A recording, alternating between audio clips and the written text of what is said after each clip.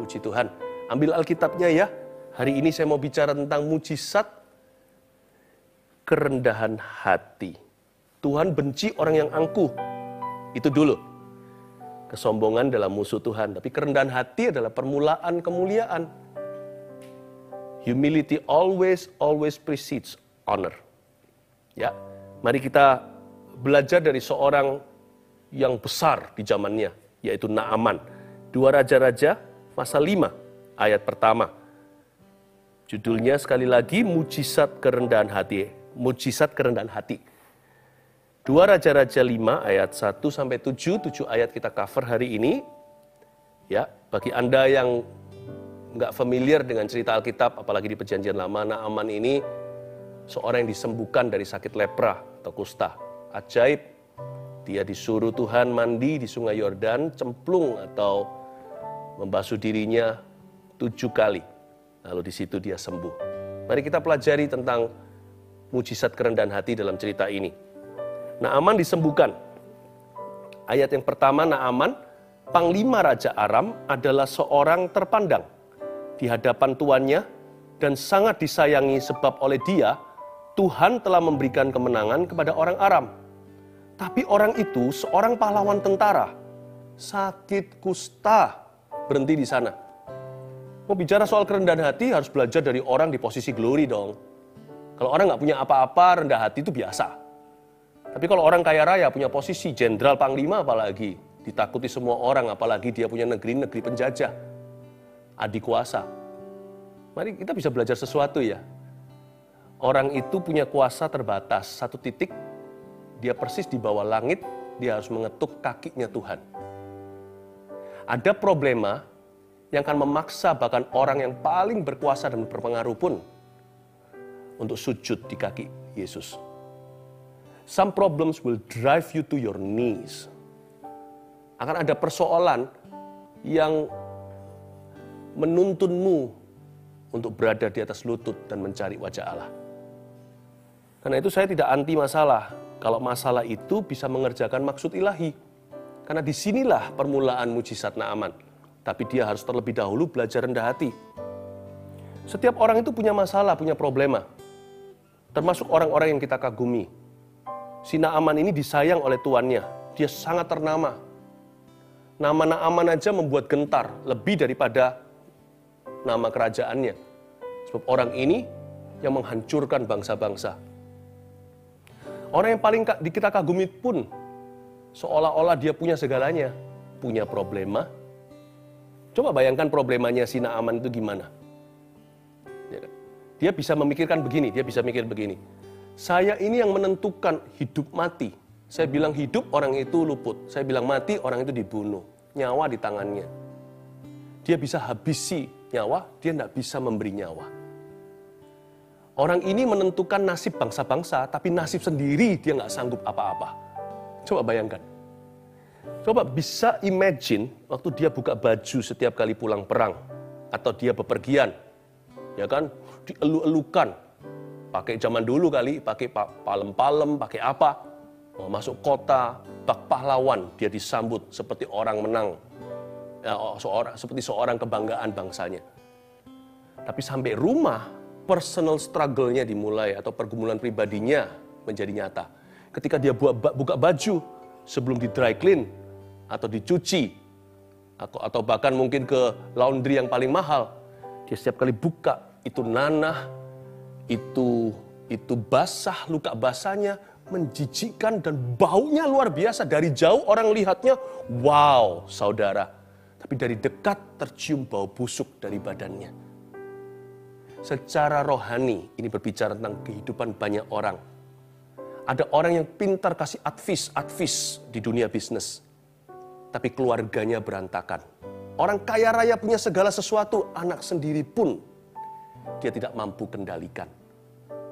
Ada orang tertentu yang ternama, terkenal, pengikutnya sudah aduhai, M di belakangnya. Sudah verifikasi, centang segala. Tapi kalau sampai dia di kamar tidurnya, dia lonely. Dia merasa sendirian dan berkali-kali pikiran depresi dan ingin bunuh diri. Apa artinya hidup ini? Ternyata hatinya kosong di tengah-tengah pujaan-pujaan manusia di tengah-tengah dia dielu-elukan oleh dunia, oleh fans dan oleh orang-orang begitu banyak, ternyata tidak mengisi sedikit pun lubang di dalam jiwa. Naaman itu begitu. Jadi orang punya masalah sendiri-sendiri. Karena itu gini loh, jangan putus asa kalau Anda punya problema hari ini. Selama di atas Anda masih ada orang lebih berpengaruh, percayalah, ada orang yang masalahnya lebih besar dari masalahmu. Selama Anda lihat ada orang lebih berkuasa, lebih kaya, lebih ternama, santailah. Masalahmu nggak ada apa-apanya. Sebab semakin tinggi itu pohon, semakin keras hembusan anginnya.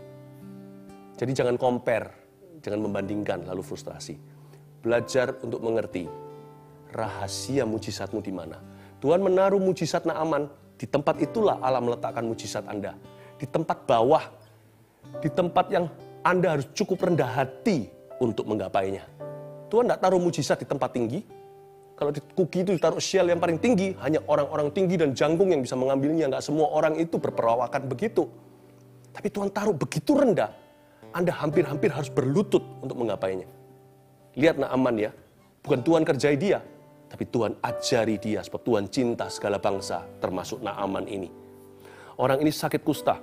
Ayat 2, orang Aram pernah keluar bergerombolan dan membawa tertawan seorang anak perempuan dari negeri Israel. Ia menjadi pelayan pada istri Naaman. Zaman itu biasa lah ya, kalau kalah perang diambil jadi budak. Yang menang dapat jarahan, termasuk manusia, karena zaman dahulu belum ada hak asasi manusia. Yang diambil karena dia mengalahkan umat Tuhan. Maka Naaman membawa tawanan seorang gadis perempuan dari negeri Israel. Jadi ini adalah seorang budak yang adalah perempuan atau wanita Yahudi. Dan Naaman memaksa orang itu memisahkan dari keluarganya, mungkin keluarganya terbunuh. Jadi dengan kata lain ayat 2 ini, si Naaman ini banyak ya dosanya ya. Pasti dia itu berbuat banyak hal-hal yang keji di mata Tuhan. Kayak kita lah. Ayo coba kita sama-sama adu. Kalau kita mau saling beradu siapa lebih banyak dosa, rasanya semua kita juara.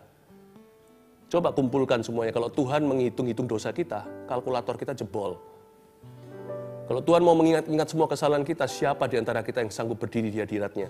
Termasuk saya. Oh, ayo hitung-hitungan. Nggak habis-habis tuh. Kita ini banyak dosanya. Banyak dosa.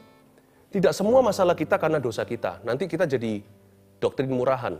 Sana dosa, dapat kutuk. Sana suci, dapat berkat. Orang baik pasti kaya. Orang jahat pasti malang. Nggak tentu ya. Tapi memang Yesaya 59 nggak usah dibuka, dikatakan yang menjadi penghalang antara engkau dan aku adalah dosamu yang membuat telingaku tidak mendengarkan, bukan karena telingaku tuli, kata Tuhan. Bukan karena tanganku kurang panjang, tapi karena dosa di hati. Dosa itu paling bahaya yang di hati, karena bertutur di lubuk kita, hati kita. Dosa yang perbuatan itu adalah manifestasinya. Nah, dosa yang nggak kelihatan di hati itu hanya Roh Kudus yang bisa selesaikan. Dan dosa itu selalu disertai dengan keangkuhan yang luar biasa. Karena dosa pertama yang ada di dunia sebelum Adam dan Hawa dosa, jatuh ke dalam dosa. Lucifer membanggakan diri. Kesombongan, pride is the first sin. Kesombongan, perasaan mandiri dari Tuhan. Hati merasa tidak perlu Roh Kudus. Apa itu kebenaran? Yang penting apa yang menurutku benar. Manusia ingin menjadi Tuhan dan menentukan apa yang baik, apa yang jahat dari pohon pengetahuan, bukan dari firman Tuhan. Hati Naaman, kalau saya baca Naaman ini, sepak terjangnya ini orang banyak dosa, kayak pebisnis hari ini. Demikian juga tidak sedikit pendeta. Umat Tuhan, Kristen gak Kristen, dosanya banyak. Mungkin itulah yang mendatangkan kustanya. Saya jadi curiga nih. Kenapa dia bawa kusta ke rumah? Karena dia paksa satu orang gadis perempuan untuk meninggalkan ayah ibunya di bawah umur dan dijadikan budak di rumahnya. Ini orang tidak peduli yang namanya hak asasi manusia. Dia nggak peduli perasaan orang lain. Dia nggak peduli keadilan. Keadilan itu hanya sejauh apa yang dia pikirkan benar. Semau gue, semena-mena. Tapi saya kagum dengan gadis perempuan ini. Anonimus, tidak ada namanya. Dia kok bisa kasih solusi ke Naaman? Kalau saya jadi gadis perempuan itu saya dendam lah. Mungkin papa saya, mama saya dianiaya sama dia. Mungkin kakak saya, adik saya semuanya dibunuh sekalian. Saya satu-satunya yang dibawa pulang. Mungkin karena saya pandai bekerja. Kalau saya dalam hati, hati jahat saya berkata, biar dia mati, biar ini kusta menjadi kuburannya. Saya nggak akan beritahu sama dia medicine-nya di mana. Tapi hamba perempuan ini luar biasa. Kalau menurut saya, ayat 2 dikatakan, dia membawa tertawan seorang anak perempuan dari negeri Israel. Menurut saya, perempuan ini adalah orang bebas. Naamanlah tawanan. Kelihatannya di luarnya dia panglima, tapi dia kusta nggak karuan. Tanpa guidance, tanpa tuntunan, tanpa bimbingan, tidak ada kebenaran, tanpa Tuhan. Tapi perempuan ini dirampas, dibawa pergi dengan paksa dari negerinya, tanah Kanaan, tanah perjanjian Abraham, karena dia keturunan Yahudi. No glory, no country. Si wanita ini tidak punya negara tanah air lagi, dan tidak punya kemuliaan, tidak punya status bahkan. Tapi kalau namanya orang itu diberkati Tuhan, lu orang mau ngambil apapun dari dia tetap blessed atau diberkati. Perkataan si wanita, gadis perempuan budak Yahudi ini menjadi kuasa. Dia bilang, kamu ke sana, Bapak bisa ke sana, Tuhan bisa ke situ, dia dapat kesembuhan. Kalau Tuhan memberkati seseorang, kita bisa kehilangan segalanya hari ini. Tapi kalau Tuhan memberkatimu, whatever you do will still be blessed. Apapun yang dilakukan. Jadi ternyata yang tertawan adalah Naaman. Perempuan ini tidak ditawan oleh dendam. Jadi dia bukan budak siapa-siapa. Luarnya aja dia budak, dalamnya dia orang bebas. Dia tidak membiarkan benci memperbudak dia. Dia tidak membiarkan dendam mendikte dia. Dia tidak membiarkan lonely sendiri di negeri orang tanpa papa mama, keluarga, sanak saudara, jadi budak di sana seumur hidup. Tidak membuat dia depresi. Buktinya kata-katanya penuh dengan hikmat. I love this. Ini seperti Yusuf di rumah Potifar. Ya. Jadi menurut saya sekarang itu ya, kalau Anda dibukakan mata rohaninya, saya juga. Kita akan kaget, di dunia ini ada banyak orang yang salah kaprah, terputar balik semuanya. Nggak keruan. Yang disebut dunia kaya, di mata Tuhan, orang-orang ini bangkrut total. Padahal berlumuran harta. Beberapa orang yang dipandang hina di dunia ini dianggap papah atau tidak punya apa-apa. Di mata Tuhan, berbahagialah orang yang miskin di hadapan Allah. Di dunia ini yang dielu-elukan, dianggap benar, jadikan trendsetter dan sebagainya, ternyata adalah kekejian bagi Tuhan. Tapi orang-orang yang dihina, apa-apaan tuh orang Kristen ini dan itu dan sebagainya, itu mungkin yang dipuji oleh Allah. Please, mari jangan terkecoh dengan apa kata dunia. Rendah hati itu dimulai dengan jujur di hadapan Tuhan. Rendah hati itu dimulai dengan Tuhan yang punya kata awal dan kata akhir, dialah Alfa Omega, apa katanya. Rendah hati itu dimulai dengan seorang pribadi, bukan perasaan aku rendah diri. Rendah hati itu dimulai dengan seorang pribadi, Yesus Kristus, sang kebenaran itu. Ayat 3, berkatalah gadis itu kepada nyonyanya, sekiranya tuanku menghadap nabi yang di Samaria itu. Ini perkataan gadis itu. Maka tentulah nabi itu akan menyembuhkan dia dari penyakitnya. Ayat 3, si gadis ini memberi saran untuk Naaman panglima besar itu pergi ke Samaria. Di situ ada nabi yang kita tahu namanya Elisa. Kalau ke sana pasti penyakitnya sembuh. Ini perkataan iman dan hikmat dari gadis itu. Samaria, bagi kita sih apa bedanya Samaria, Yerusalem. Tapi di zaman itu orang tahu. Pergi ke Samaria, itu pergi ke kampung, bukan kampung halaman. Itu pergi ke tempat yang sangat tidak terhormat. Andai kata itu New York, Rio, Tokyo, atau hari ini Seoul, dan sebagainya. Minimal kalau di Indonesia mungkin Jakarta, kota-kota besar lah. Kenapa panglima besar pergi ke Samaria? Kamu menghina ya? Emangnya tidak ada kota lain yang lebih bagus? Suruh sungai Yordan. Sungai Yordan itu zaman ini pun keruh. Lain cerita, itu bukan sungai di Swiss. Itu bukan sungai atau lake atau danau di Kanada. Atau di New Zealand selain dari baru. Itu daerah itu keruh. Emangnya nggak ada sungai lebih bagus? Emang di negaraku nggak ada sungai yang lebih indah? Bersih minimal? Samaria. Si Naaman dibawa Tuhan ke bawah. Dipaksa turun egonya. Remember this, tulis ini. Your healing is in your humility. God has placed your greatest blessing in a place where you must be humble enough to get it. So how badly do you want it? Saya ulang dalam bahasa Indonesia sekarang.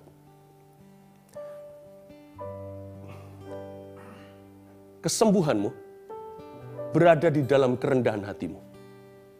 Tuhan meletakkan berkat terbesar itu di sebuah tempat begitu rendah, Anda harus cukup rendah hati untuk menggapainya. Nah pertanyaannya, sedesperate apa Anda untuk memperoleh berkat itu?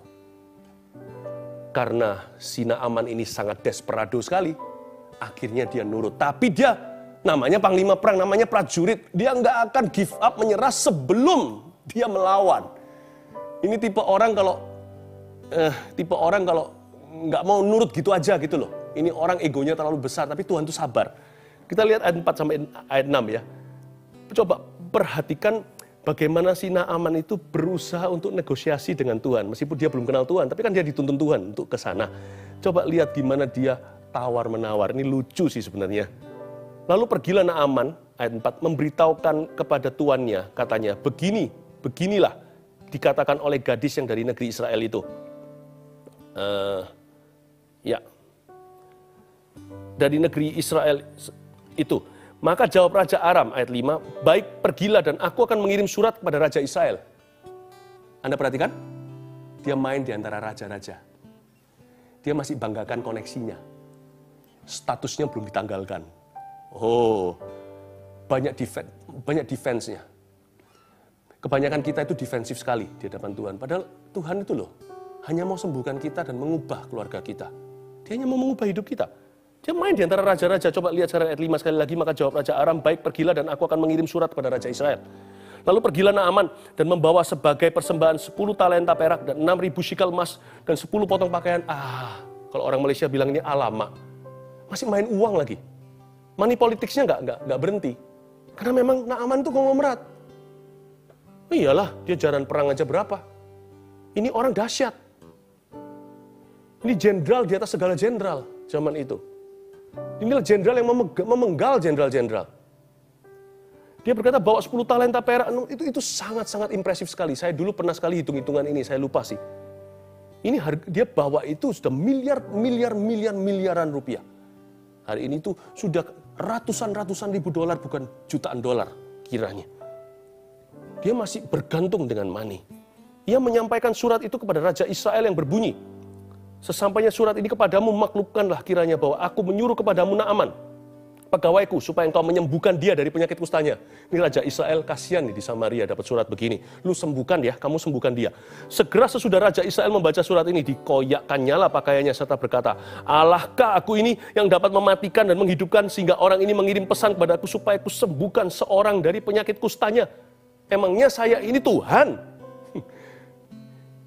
Tetapi sesungguhnya perhatikanlah dan lihatlah, ia mencari gara-gara terhadap aku. Saya nggak baca seluruh story ya, saya ceritain begini. Naaman semakin main di antara raja-raja. Main di antara dewa-dewanya termasuk harta. Semakin kuat belenggunya, semakin dia angkuh. Allah mengajari Naaman, panglima tertinggi, bahwa ada panglima bala tentara sorga di atas raja di atas segala raja. Ini rajanya Naaman itu raja di atas segala raja. Raja-raja itu ketakutan sama dia. Dia lupa masih ada raja di atas segala raja. Ingat ini, Tuhan ajari dia begini, lucu. Dia tulis surat pakai koneksi, pakai money, pakai intimidasi. Ya, dia cari di seluruh dunia kesembuhannya gimana keluarganya bisa berubah. Dia cari kelepasannya di mana. Dia mau bebas kecanduan, gimana lepaskan anaknya dari narkoba. Gimana kita bisa keluar dari kubangan ini? Dia nggak nyadari itu dosa karena dia nggak mau mengakui. Dia hanya menganggap itu sebuah keapesan hidup. Not really. Dia main di antara raja, Tuhan bermain beda. Semakin dia mau tinggi-tinggi, Tuhan bawa ke bawah-bawah. Lihat ya, mestinya ketemu Elisa, Tuhan suruh itu lewat. Karena pasti ada Roh Kudus dalam diri gadis perempuan itu. Tapi Tuhan lihat dia semakin meninggi, tambah direndahkan lagi. Nggak ketemu sama Elisa bahkan kalau Anda baca. Nanti dia setelah sembuh. Dia hanya ketemu sekretarisnya Nabi. Jadi dia main dari raja besar ke raja kecil. Dari raja kecil dia ketemu sama Nabi. Waktu dia ketemu sama Nabi, nggak ditemuin tuh sama Elisa, Gehazi. Sekretarisnya yang keluar. Dia bilang, kamu nggak tahu saya siapa ya? I just met your president, you know. Mungkin Gehazi digituin, nggak ditulis aja di dalam firman. Aku baru ketemu presidenmu. Masa nggak kasih saya muka? Keluar dong di ruang tamu. Simsalabim abacadabra, gimana tangannya digini-ginikan lah. Itu ada ditulis nanti di ayat-ayat berikutnya. Nah, Aman komentar demikian. Mungkin beginilah dia usap-usapkan tangannya, gimana keluarkan mantra. Dia berkata, dan sembuhkan saya. Malah disuruh ke sungai Yordan itu apa-apa. Memang nggak ada sungai lebih bagus? Menghina saya. Bahkan saya nggak ditemui, tidak dikasih kasih teh. Minum. Keluar Gehazi sekretarisnya. Tuhan tentu yang suruh Elisa, kamu jangan temui dia. Dia ketemu sekretarismu. Tahu nggak kenapa? Karena Tuhan mau ajari konglomerat ini. Tuhan mau ajari jenderal ini. Karena Tuhan sayang, bukan karena benci dia. Karena tidak bisa ditawar. Allah di tempat tinggi, manusia itu rendah. Di antara kita itu nggak ada yang lebih tinggi. Cuman ada siapa lebih rendah. Udah itu, semua kita itu rendah. Tuhan tidak akan wahyukan mujizatnya sampai seseorang itu sujud di altarnya. Karena Tuhan benci orang yang mencuri kemuliaannya. Bukan karena imanmu besar, mujizat itu diberikan. Bukan karena kegagahanmu, bukan karena fasilidamu, bukan karena manis parasmu, kau dipilih dan dikasihinya. Semua karena anugerahnya diberikan kepada kita. Semua anugerahnya bagi kita bila kita dipakainya. Ingat itu. Tuhan hanya memberikan. Bukan karena iman kita besar, mujizat itu diberi. Bukan karena kita ini layak, maka berkat itu diterima. Tapi Tuhan itu mengasihani orang yang rendah hati. Tuhan taruh kuki di tempat terendah. Dan Elisa harus settle dengan Gehazi. Lalu ke sungai Yordan. Dia harus buka baju di depan semuanya. Lalu habis itu dia celupkan, benamkan dirinya di air selama 7 kali, nggak cuma sekali. Bayangin, di negeri jajahannya. Saya kasih 3 poin sederhana, catat jadi remah. Apa maksudnya mujizat kerendahan hati? Bagaimana caranya kita rendah hati ya? 1, dengan rendah hati mengakui dosa-dosa pribadi. Begitulah caranya kita sujud di altarnya. Dengan rendah hati, mengakui dosa-dosa pribadimu, jangan tuding-tuding, jangan salah-salahkan orang lain. Jangan cari kambing hitam kalau Anda mau jadi domba putih. Jadilah domba, maka dia jadi gembala, tidak akan kekurangan apa-apa. Ya, memang ada orang yang pernah menjadi batu sandungan. Kemungkinan rohaniawan dalam kehidupanmu. Ya, maybe ada orang Kristen yang membusukkan nama Tuhan, tapi bukan berarti Tuhannya orang Kristen. Allah semesta alam itu demikian. Ya, mungkin Anda lahir dari keluarga yang broken home, atau bahkan Anda adalah keturunan haram. Anda merasa Anda keturunan haram, ya kan? Di luar nikah Anda dikandung di dalam perut mama. Mungkin ada yang begitu. Jangan jadikan itu alasan. Stop. Hentikan yang namanya spirit menyalahkan. Belajar untuk take responsibility atau ambil tanggung jawab atas diri sendiri. Apa dosaku? Jangan lihat dosa orang lain. Sujud di altarnya dengan rendah hati. Akui dosa-dosa pribadimu kepada Tuhan. Tuhan, bereskan. Itu artinya kerendahan hati. Sujud di altarnya. Kedua, dengan rendah hati meminta pertolongan Tuhan. Apa susahnya hanya bilang, Tuhan, nggak usah tambah embel-embelnya. Tuhan, aku begini, nanti kalau sampai aku ditolong, aku akan begitu. Nggak usah. Tuhan nggak perlu itu. Biarkan itu nanti keluar dari kerelaan. Dan juga tidak perlu, Tuhan aku mau, tapi itu nggak pernah, orang-orang ini nggak pernah bantu aku untuk masuk ke kolam Bethesda ketika ada gonjangan terjadi. Padahal Tuhan Yesus hanya tanya dia, kamu mau sembuh? Dia tuding orang lain. Itu si lumpuh. Paling tidak itu si buta bisa salah, sekali-kali tabrak tembok. Tapi dia pasti cemplung juga. Karena sekali-kali dia pasti ketemu. Si tuli apalagi lihat ada goncangan, dia lari lompat dulu, nggak ada malaikatnya. Saya lumpuh, nggak ada orang yang peduli. Jangan salahkan kondisi, keadaanmu, atau sekelilingmu. Tuhan tanya, mau sembuh? Bilang aja, Tuhan, seperti Bartolomeus, ada orang buta duduk minta-minta tiap hari di pinggir jalan. Lalu suatu hari Tuhan mengasihi, Tuhan melalui, karena Tuhan cinta dia disembuhkan. Sembuh matanya, karena Tuhan cinta dia sembuhkan. Bartolomeus berkata, Tuhan, aku ingin melihat. Titik. Jangan kasih koma. Percayalah apa yang kau minta. Bukan memanipulasi Allah. Tapi anak yang minta sama papa, "Pa, lapar." Cukup. Papanya tahu kalau belum dikasih makan seketika, pasti ada sesuatu lain dalam pikirannya. Tapi papanya mengerti kalau anak itu berkata, "Pa, hungry." Restoran terdekat sudah menanti. Nggak mungkin dibiarkan tergeletak, bukan? Cukup bilang sama Bapa Sorgawi, Tuhan, aku butuh pertolongan. Nanti Tuhan akan tuntun kita di jalan yang benar. Mungkin nggak semalam, tapi puzzle-nya akan ketemu. Akan menjadi sebuah gambar luas. Jalan tol Allah, akulah jalan kebenaran. Dan kau akan hidup karena aku. Atau kadang-kadang bisa jalan pintas, Tuhan kasih mujizat seketika. Instan namanya. Pokoknya, kalau Anda minta, Anda pasti menerima. Belajar untuk meminta kepada Tuhan, bilang saja pada Bapa, Anda butuh apa? Selama itu benar dan baik dan ada dalam firman. Itu adalah warisan orang percaya. Terakhir, dengan rendah hati, memuji kebesarannya. Akuilah Tuhan di dalam segala lakumu, maka rencanamu pun akan terjadi atau bahkan melebihi. Itu dia. Jangan lupa untuk selalu memuji kebesarannya. Maka jiwaku memuji Engkau, ajaib Tuhan. Ajaib Tuhan. Enaknya gini loh, memuji Tuhan itu tanpa visa. Sorga itu enggak pakai yang namanya imigrasi. Kalau memuji itu langsung ke tahta. Dan memuji itu enak sekali. Tidak ada tanggal kadaluarsa. Anda bisa memuji ajaib Tuhan, memuja kebesarannya sebelum Anda menerima berkat atau mendapat mujizat. Dan atau sesudah Anda memperolehnya. Tapi aku belum mengalami sesuatu. Pastor Philip, boleh nggak saya memuji kebesarannya? Monggo silahkan, kata orang Jawa. Karena memuji Tuhan itu nggak kenal waktu. Bisa sebelum, bisa sesudah. Lebih baik lagi sebelum dan sesudah. Jangan seperti 9 orang kusta yang tidak kembali kelihatan ekornya. Datang sujud ke kakinya dan berkata, I worship you. Not because of the miracles. Bukan karena mujizatmu. Tapi karena karaktermu. Aku memujamu karena pribadimu. Bukan apa yang kau sanggup lakukan, sudah lakukan, atau akan lakukan dalam kehidupanku.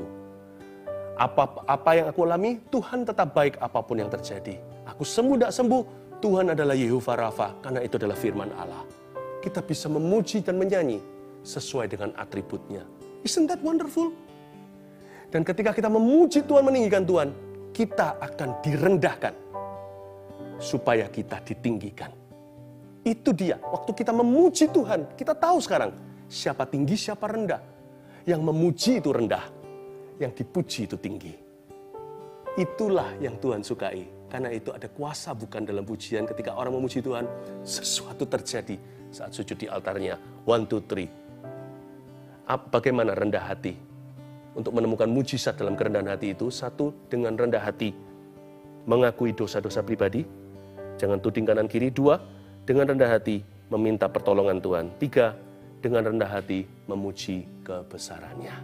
Mari datang sekali lagi ke hadapan Tuhan sebelum saya mau mendoakan kebutuhan-kebutuhan Anda. Nyanyikan lagu ini bersama dengan saya. Bila hati terasa berat, tak seorang pun mengerti bebanku. Ku tanya Yesus, apa yang harus ku buat? Dia berfirman, mari datanglah. Dia selalu pedulikan aku. Ku datang Yesus,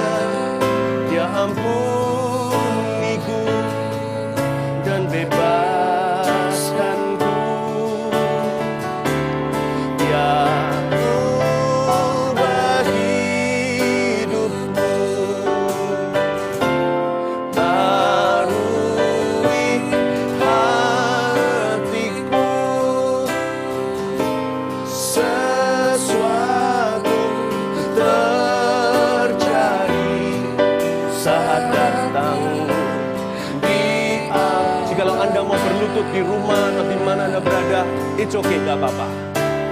Sujud di altarnya, ku bawa hidupku, ku terima anugerahnya, Dia ampuniku dan bebaskanku. Dia ubah hidupku, barui hatiku, sesuatu terjadi saat datang di altarnya. Ulurkan tangan ke depan, inilah kontak iman. Saya akan mendoakan kebutuhan Anda. Beberapa orang ada di atas lututnya, sujud menyembah, lebih baik lagi. I pray for your life. Saya berdoa di dalam nama Yesus Kristus. Tuhan, berikan roh pertobatan bagi yang membutuhkan. Saudara-saudara yang merasa dirinya sudah berdosa kepada Tuhan, ini waktunya Anda bisa mengakui dosa pribadimu. Tuhan Yesus suruh saya sekarang mengatakan pada Anda, ada dorongan Roh Kudus khusus. Ada orang yang berkata, kalau memang aku sudah diampuni, beritahu sama Pastor Philip untuk menyatakan bahwa dosaku sudah diampuni. Ada orang yang berkata gitu kan? Roh Kudus barusan nyatakan pada saya, God has forgiven you. Saya tidak punya kuasa untuk mengampuni dosa. Hanya anak manusia, anak Allah yang sanggup. Tapi Yesus berkata, Dia mengampuni dosamu. So go and sin no more. Berhenti, jangan berdosa lagi. Pergilah dan jangan berbuat dosa itu lagi. Makasih Tuhan Yesus, terpujilah namamu. Semua dosa kecanduan dipatahkan di dalam nama Yesus. Aku berdoa untuk kebiasaan mencuri. Aku patahkan di dalam nama Yesus. Yang disebut penyakit itu saya sebut kuasa gelap. In Jesus name, come out. Semua bentuk kecanduan. Ada orang juga sekarang yang berkata, kalau memang iya, aku akan berhenti merokok. Mulai hari ini, kalau sampai disebut. Kalau sampai sekarang disebut. Aku akan berhenti. Bukan hanya satu orang, ada beberapa orang. Salah satunya namanya Hengki. Stop it. In Jesus name, aku kutuki. Nikotin itu setiap kali menjamah lidahmu, lidahmu akan bergetar dengan kuasa Roh Kudus. Anda akan merasa pahit, merasa tidak enak, merasa nggak keruan itu di mulut. Di dalam nama Tuhan Yesus Kristus, Anda harus berhenti. Kalau nanti istri Anda yang kasihan menjadi second hand smoker, bertobat dari dosa-dosa kecanduan itu. Semua kecanduan aku patahkan. Di dalam nama Yesus Kristus. Ada yang sekarang bergumul dengan pornografi juga berkata, sekarang suruh Pastor Philip ngomong yang sama, I will not. Anda tahu, Anda diampuni bukan karena saya mengatakannya, tapi karena firman Tuhan berkata di 1 Yohanes, barang siapa mengaku dosanya, Tuhan itu baik, setia, dan adil, Dia akan mengampuni. So I will not say it. Go back to the Bible.